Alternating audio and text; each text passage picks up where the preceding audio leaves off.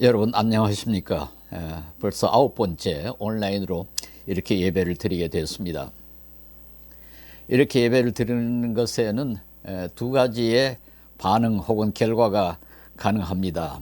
하나는 이렇게 예배를 드리니까 한 목소리로 찬송도 같이 부르지 못하고, 또 저도 녹음 장치를 향해서 설교를 하니까 힘도 나지 않고 또 감동이 별로 없습니다.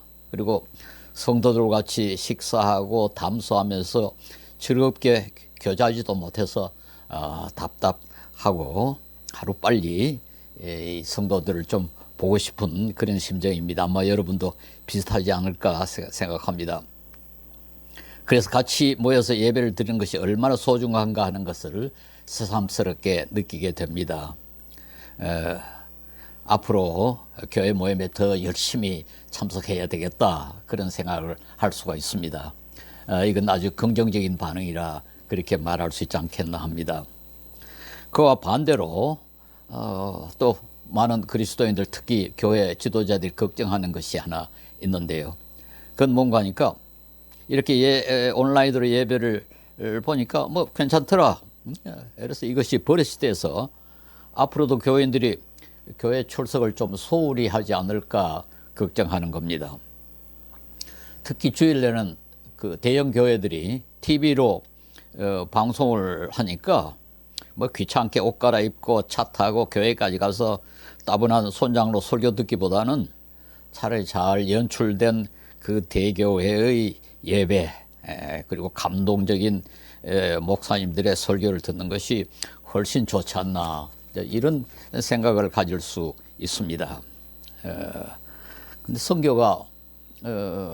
설교가 예배의 전부라면은 뭐 이런 반응도 그렇게 나쁘다 그렇게 말할 수는 없지 않겠나, 그런 생각이 듭니다. 그러나 하나님께서 교회를 세우신 것은 단순히 예배를 드리기 위한 것도 아니고, 또 설교가 예배의 전부는 아닙니다.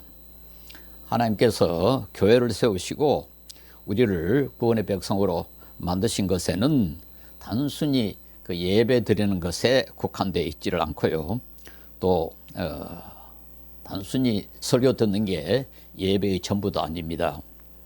하나님께서 교회를 세우실 때는 예배 설교보다도 훨씬 더 많은 다른 목적도 있다는 사실을 우리가 알 필요가 있습니다. 교회는 우선 성도들이 모이는 것을 전제로 합니다. 구약시대나 초대교회, 그리고 교회 역사에서 교회는 성도들이 모이는 것을 전제로 해서 언급이 되고 이해가 됩니다. 지금과 같이 모이지 않고 온라인으로 예배를 드리는 상황은 매우 특별한 예외입니다. 이것이 정상적이라 그렇게 할 수 없습니다. 과거에도 이런 일은 전혀 없었습니다. 그리고 앞으로도 이런 일은 없었으면 좋겠습니다. 성경은 모이기를 힘쓰라고 여러 곳에서 권면합니다. 사도행전 2장 46절에 보면은 오순절 성령 강림 이후에 예루살렘 교회는 모이기를 힘썼다, 그렇게 기록이 되어 있고요. 오늘 본문에도 모이기를 폐하는 어떤 사람들의 습관같이 하지 말라 하고 이렇게 경고를 합니다. 우선 사람은 본질적으로 본성으로 사회적 동물입니다. 고대 철학자 아리스토텔레스가 인간을 사회적 동물이라 그렇게 지적을 했는데, 여기에 대해서는 어느 누구도 이의를 제기하지 않았습니다. 하나님도 사람을 혼자 살도록 만드시지 않았습니다. 아담이 혼자 사는 것을 보시니까 좋지 않더라. 그래서 하나님은 하와를 창조하시고 최초의 공동체를 만드셨습니다. 그리고 지금도 그 죄수 가운데 아주 좀 벌을 많이 받아야 할 그런 죄수는, 무거운 죄를 지은 죄수는 독방에 가두지 않습니까? 그래서 홀로 있는 것이 그 아주 괴롭고 힘든다는 것을 말해주고 있습니다. 좀 따져보면은, 뭐 제가 좀 철학적으로 이야기하자면은, 사람은 다른 사람이 있어야 정상적인 사람이 될 수 있습니다. 우선 다른 사람이 있기 때문에 우리가 말을 합니다. 그리고 말이 있어야 생각을 할 수가 있습니다. 만약에 사람이 말을 하지 아니하면 생각하지 않습니다. 스위스의 철학자 테베나스라는 분은 언어는 의식이라 그렇게 말했습니다. 여기서 의식이란 말은 생각을 뜻합니다. 언어는 생각이라 해도 됩니다. 사람이 짐승과 다른 점은 생각할 수 있다는 건데, 다른 사람이 없으면 말을 할 수 없고, 말이 없으면 생각할 수 없으니까 다른 사람이 없으면 사람이 짐승과 비슷하게 된다는 뜻이죠. 그 언어 현상 가운데 아주 특이한 것이 하나 있는데요. 소위 쌍둥이 언어라는 것이 있습니다. 영어로 트윈 랭귀지 혹은 뭐 크립토 페이시라고 그러는데요. 그건 쌍둥이를, 어린 쌍둥이를 자기들끼리 놀도록 만들어 놓으면 얼마 안 가서 자기들만 알아듣는 언어를 만들어낸답니다. 그래서 자기들은 아주 재밌게 서로 의사소통을 하는데 다른 사람들은 전혀 이해하지 못하는 그런 현상이 일어난다는 겁니다. 얼마 전에 미국 캘리포니아에서 그런 일이 있었답니다. 그 부모가 좀 일을 나가고 쌍둥이들끼리 자기들끼리 놀도록 만들어 놨더니 자기들만 알아듣는 언어를 만들어 내더라 하는 겁니다. 예, 단순히 언어뿐만 아니라 우리는 또 다른 사람들의 감시를 좀 받고 눈치를 보면서 살아야 합니다.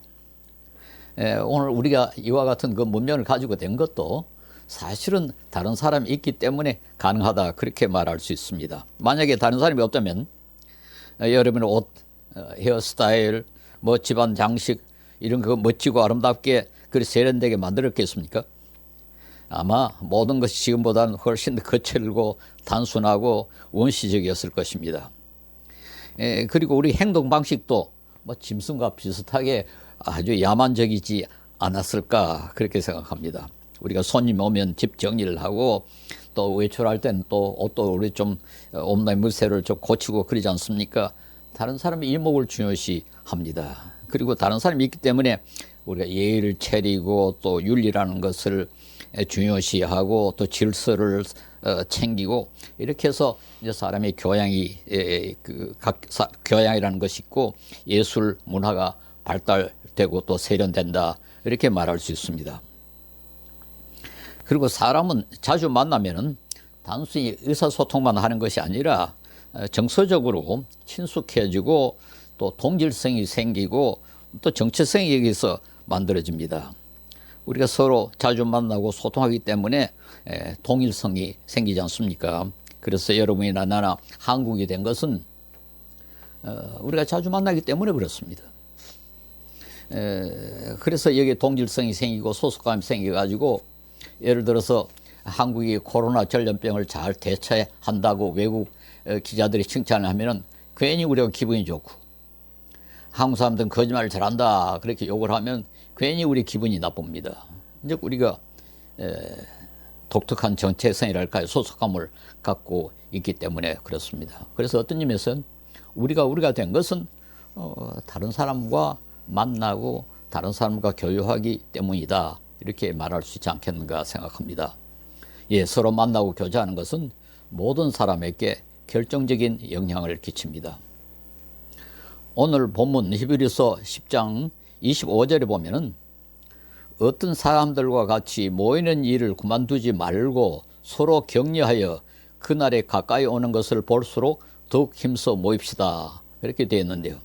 이게 어떤 사람들이란 말이 나오는데 어떤 사람들이 참 어떤 사람들인가에 대해서는 주석가들 사이에 여러 가지 해석이 있습니다.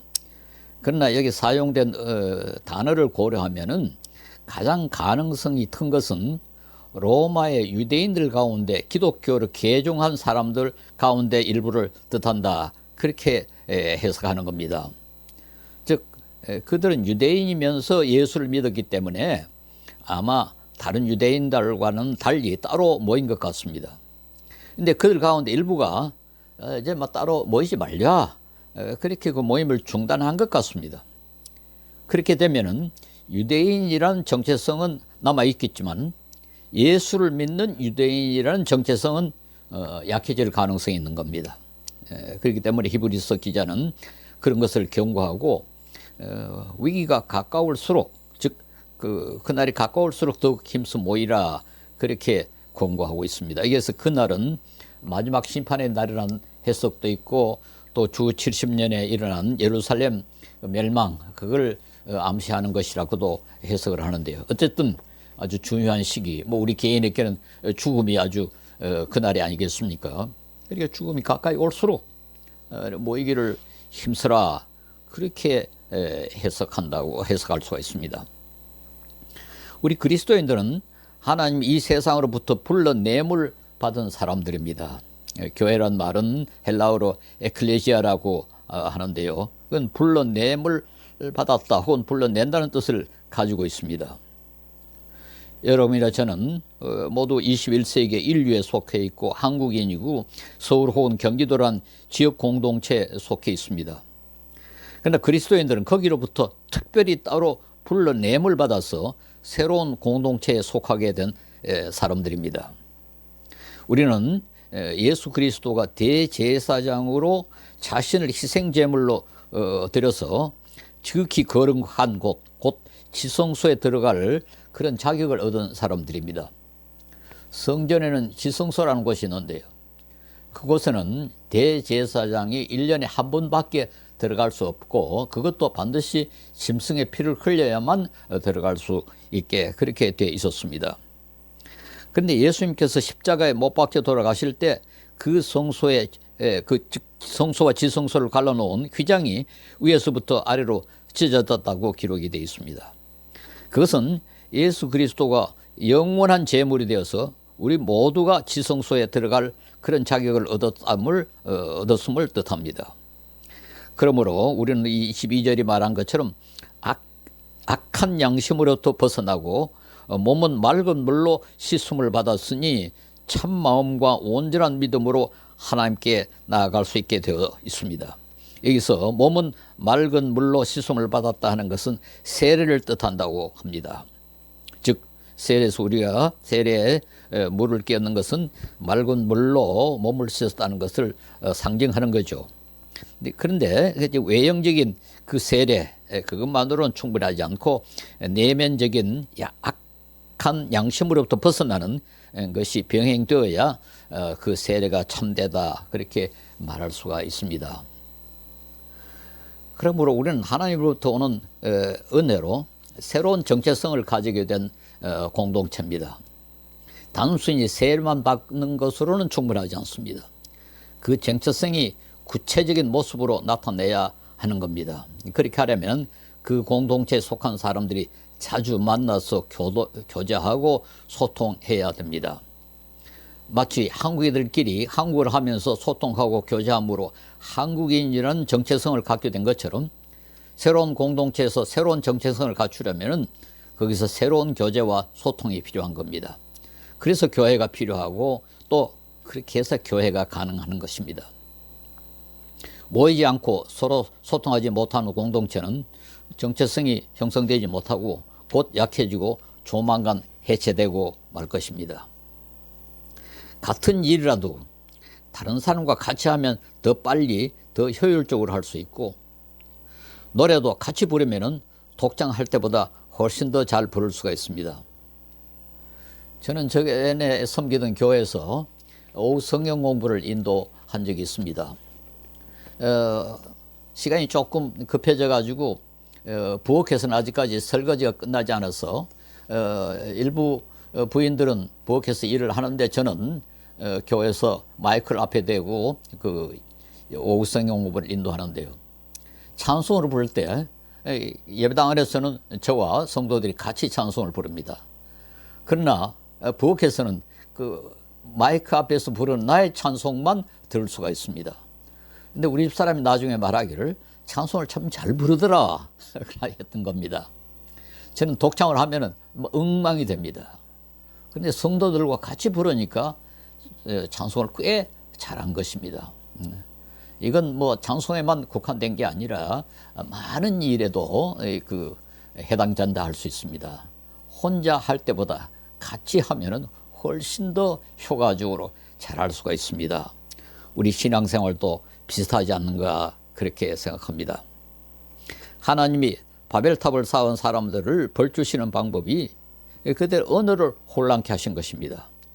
즉 그래서 그들이 서로 소통하지 못하니까 단결하지 못하고 얼마 있어서 약해져서 다 흩어지고 만 것입니다. 인간은 사회적 동물로 의식적으로 혹은 무의식적으로 다른 사람에 의해서 계속 감시를 받고 견제도 받고 자극도 받고 영향을 받습니다. 근데 우리가 눈치를 보고 감시를 받고 하는 그런 사람들이 어떤 사람인가에 따라서 우리의 인품과 행동 방식이 달라질 수밖에 없습니다.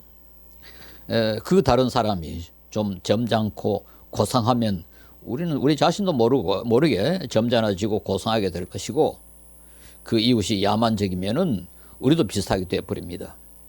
그래서 교회에서 만나는 성도들은 예수 그리스도를 롤 모델로 섬기는 사람들이 아닙니까? 그러니까 시장의 잣배들과는 근본적으로 다르고 달랄 수밖에 없으며 또 달라야 합니다. 맹자의 어머니가 자기 아들 교육을 위해서 3번이나 이사를 했다는 그런 전설이 있습니다만은, 우리가 또 우리 자녀가 교육을 위해서 누구와 자주 접촉하면 좋겠습니까? 우리 다니엘 새시대 교회는 제대로 믿고 제대로 살려는 사람들이 몰려드는 그런 교회로 만들어야 됩니다. 그렇게 되면 우리가 서로에게 영향을 받아서 같이 자랄 수가 있습니다. 본문에서는 우리가 모여서 서로 할 수 있는 것에서는 적어도 2가지를 언급하고 있습니다. 하나는 25절에서 말하는 것처럼 서로 격려하는 것입니다. 개역성경은 오직 권하여 그날이 가까움을 볼수록 더욱 그리하자, 또 표준세번역에서는 서로 격려하여 그날에 가까이 오는 것을 볼수록 더욱 힘써 모입시다라고 되어 있어가지고 마치 모이기를 권하고 격려하는 것처럼 그렇게 이해할 수 있게 되어 있습니다. 물론 모이는 것 그 자체도 격려의 대상이 되어야 할 것입니다. 그러나 헬라어 원문은 격려가 따로 언급이 되어 있어서 그날이 가까울수록 더욱 그러하자 해서 오히려 격려가 더 중요합니다.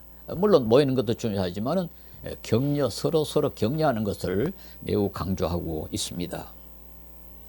우리는 교회에서 다른 성도를 만나는 것 그 자체가 격려가 됩니다. 아, 저분도 역시 예수님을 믿고 하나님을 찬양하는구나 하고 느끼면서 우리가 용기를 얻습니다. 그러나 늘 보이던 성도가 보이지 않으면 마음이 허전해지고 낙심이 됩니다. 그래서 교회에 출석한다는 사실 자체가 이미 다른 성도들에게 격려가 되는 것입니다. 그래서 우리가 교회의 다른 성도들을 위해서라도 교회 출석을 게으리하지 말아야 하고 열심히 신앙생활을 해야 됩니다. 저는 가끔 피곤하면 수요일 저녁 예배 한번 빠질까 그렇게 유혹을 받습니다. 그러나 내가 빠지면은 다른 성도들이 얼마나 낙심할까, 그래서 조금 싫지만은 교회 출석합니다. 그러나 교회 가보면은 말씀도 듣고 기도하는 시간도 갖고, 그래서 나올 때는 역시 잘 나왔구나 그렇게 느낍니다. 다른 성도들을 위해서 교회 예배에 참석했는데 결과적으로 내가 덕을 보는 것입니다. 사실은 우리 신앙이 이런 방식으로 자라는 것입니다. 교회 공동체에서 성도들이 서로에게 할 수 있는 또 하나 본문이 언급하고 있는 것은 24절에 서로 돌아보아 사랑과 선행을 격려하며 해서 여기 격려란 말을 또 씁니다. 그런데 여기서 사용하는 그 격려는 25절의 격려와는 좀 단어가 다릅니다. 여기서는 그 24절의 격려는 자극이라 번역하는 것이 더 적합하다고 합니다. 보통은 화가 나도록 다른 사람을 충동하는 것, 즉 주로 부정적인 의미로 사용된 단어라고 합니다. 그러나 성경 여기서는 사랑과 선행을 하도록 강하게 자극하는 그런 뜻으로 좀 사용이 됐습니다. 그래서 25절의 격려보다는 훨씬 강한 작용을 함축합니다. 25절의 격려는 믿음이 약해지지 않도록 용기를 북돋아 주는 것 정도라면은 24절의 격려 혹은 이건 자극이라고 번역을 해야 되겠죠. 그것은 그 믿음을 구체적으로 사랑과 선행으로 실천하도록 이끄는 것을 뜻한다 할 수가 있습니다. 그때 이제 그리스도인들은 핍박받는 소수였습니다. 그래서 그들이 할 수 있는 사랑과 선행의 그 격려란 건 다른 사람들을 도와주는 것, 특별히 다른 성도들, 노예, 나그네, 병든 자 같은 사회 약자들에게 베푸는 그런 선행과 사랑을 뜻할 수 있습니다. 그런 그 선행과 사랑을 하도록 강력하게 자극하는 것, 이건 아무래도 말로서만이 아니라 행동으로 보여주는 모범이었을 것입니다. 사실 100마디 말보다 한 번의 실천이 훨씬 더 큰 설득력을 행사할 수 있지 않겠습니까? 이런 사랑과 선행의 실천과 그 실천을 통해서 다른 성도들도 사랑과 선행을 실천하도록 자극하는 것을 직접 교회에서 보고 배울 수 있는 것입니다. 같이 모여 교제하는 공동체 안에서 그 악한 양심으로부터 벗어날 수 있고, 진정한 사랑의 교제와 약한 자들에 대한 선행이 이루어질 수가 있는 겁니다. 성도들 가운데 한 분이라도 한 신앙이 아주 뛰어나면 주위의 성도들이 영향을 받습니다. 저는 미국 유학 시절에 여름 방학에 이제 그 일을 해야 되는데, 일을 하기 위해서 뉴욕에 2달간 머문 일이 있습니다. 주일에는 그 할렘이라는 흑인들이 많이 모여 사는 그 우범 지역이 있는데요. 거기에 흑인 교회가 하나 있는데 거기에 출석을 했습니다. 마침 저희 친구가 그 교회 전도사였기 때문에 그 친구의 추천으로 할렘 교회에 다녔습니다. 근데 그때는 그 할렘 지역에 가면은 뭐 주일 아침에 가도 이미 술 취한 사람들이 길거리에 드러누워 있고 참 거리는 아주 지저분한 그런 곳이었습니다. 지금은 그동안에 뭐 시장이 잘 해가지고 잘 정돈되어 있어서 우범 지역이 아니라고 합니다. 어쨌든 그 흑인 교회 장로가 딱 한 분인데 백인 변호사였습니다. 그분이 그 울리 씨라고 아주 그 미국 동부의 상류 계층 가문 출신입니다. 프린스턴 대학을 졸업하고 그때 세계에서 가장 큰 그 항공회사라고 알려진 파나메리카의 고문 변호사였습니다. 근데 그는 장로로 심화하면서 가령 흑인 아이들이 교회에서 장난을 치면은 마치 그 할아버지처럼 거침없이 아이들을 꾸짖었습니다. 자기는 백인인데 흑인 아이들을 꾸짖으면 안 된다 하는 그런 의식이 전혀 없어 보입니다. 너무 자연스럽게 아이들에게 구제름을 했습니다. 제가 한번 그에게 왜 백인이 흑인 교회에 참석하느냐고 물어봤습니다. 그랬더니 내가 속한 교회 가운데 이 교회가 우리 집에서 가장 가깝기 때문이다. 너무나 자연스러운 당연한 그런 이유로 교회 출석한다고 대답을 했습니다. 모든 흑인 교인들이 그를 아주 존경하고 따르는 것은 아마 참 이상하지 않다, 그렇게 느꼈습니다. 저는 그가 진정으로 인종차별을 하지 않는다는 사실을 깨닫고 엄청나게 감명을 받았고, 인종 문제에 대해서는 저는 항상 그분처럼 그렇게 행동해야 되겠다, 그런 태도를 가져야 되겠다, 그렇게 배웠습니다. 우리 다니엘 새시대 교회에도 그와 비슷한 분들이 여러 분 계십니다. 물론 다른 방식으로 우리들에게 모범을 보이는 그런 분들이 계시는 것 얼마나 감사한지 모르겠습니다. 우리 성도들의 어려운 일이 있으면 아주 유난히 관심을 쓰고 찾아다니고 도와주려고 애를 쓰는 그런 장로님들이 계십니다. 예, 우리가 그런 분들을 인정하고 존경하고 그 제대로 된 신앙의 모범을 배우면은 우리는 참 훌륭한 교회를 만들 수 있지 않겠는가, 그렇게 생각합니다. 우리 자신의 신앙이 훌륭해지는 것도 참 중요하지만은 그와 못지않게 공동체의 다른 성도들에게 좋은 모범을 보이는 것도 아주 중요합니다. 물론 또 잘못되면은 나쁜 영향도 미칠 수가 있습니다. 한 사람의 잘못된 신앙생활은 자신에게만 나쁜 것이 아니라 다른 성도들에게도 아주 부정적인 영향을 끼칠 수가 있습니다. 그러므로 우리는 우리 자신뿐만 아니라 다른 성도들을 위해서라도 성숙된 신앙을 갖도록 노력을 해야 될 것입니다. 우리는 서로에게 책임을 져야 합니다. 하루빨리 이 집회 금지가 풀려가지고 우리가 마음 놓고 모여서 한 목소리로 찬송하고 즐겁게 교제하되 서로를 격려하고 서로에게 선행과 사랑을 자극할 수 있기 바랍니다. 그래서 다니엘 세대교회에서 모두가 같이 자랄 수 있기를 바랍니다. 그날까지 여러분 모두 안녕히 계십시오. 기도하겠습니다. 지극히 거룩하시고 자비로우신 우리 하나님, 주님의 크신 은혜와 사랑을 감사합니다. 비록 좀 어려운 상황에 처해 있더라도 우리가 이렇게라도 예배를 같이 드릴 수 있게 하여 주심을 감사합니다. 주님께서 우리 한 사람 한 사람의 마음을 주장하여 주셔서 이 어려운 시기를 잘 극복할 수 있게 하옵시고, 하루빨리 우리가 같이 모여서 반갑게 인사하며 교제하며 힘을 합쳐서 주님을 섬기고 우리 주위에 있는 약한 사람을 도울 수 있는 아주 아름답고 좋은 다니엘 새시대 교회를 만들 수 있도록 주님께서 우리에게 결심하게 하시고 우리에게 이런 기회를 허락하여 주시옵소서. 우리 성도들 어느 곳에 있든지 무엇을 하든지 이 어려운 시간에 잘 지켜보호하시고 건강하게 하여 주시옵소서. 주님이여, 우리나라뿐만 아니라 전 세계에서 이 질병으로 말미암아 많은 사람들이 고통을 당하고 있습니다.